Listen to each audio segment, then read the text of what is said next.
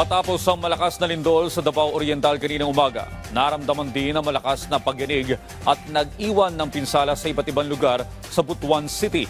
Yan ang ulat ni Paulo Salamatin.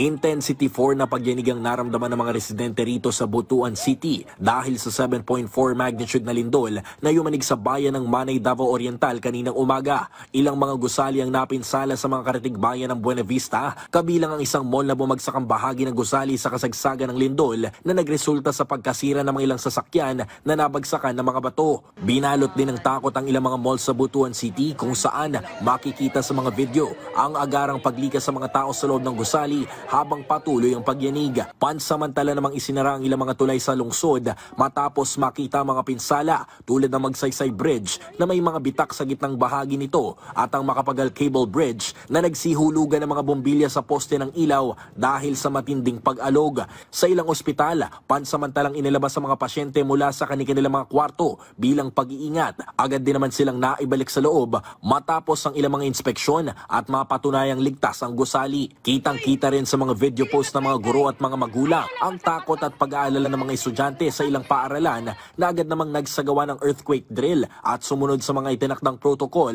bilang paghahanda sa posibleng mga aftershocks. Parang kinakabahan na kasi ako. Yung pamilya ko nasa kilid ng dagat. Hindi ako mapakali, umuwi na ako pagtrabaho gig. Kanina medyo malakas talaga yung lindol. So medyo natakot po kami. Lumabas po kami sa bahay lahat. Pumunta kami sa area na walang kahoy. Tapos medyo malayo sa bahay para iwas disgrasya kasi baka umano yung bahay.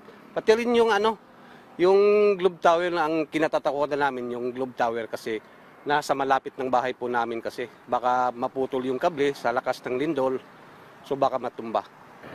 Sa ngayon, wala namang napabalitang nasawi sa naganap na lindol dito sa Butuan City. Gayunman, ilang mga residente, estudyante at mga senior citizens ang agad na itinakbo sa ospital matapos makaramdam ng hilo at pananakit ng ulo dahil sa naganap na lindol. At yan na muna mga latest dito sa Butuan City. Paulo Salamatin para sa Pambansang TV, para sa Bagong Pilipinas.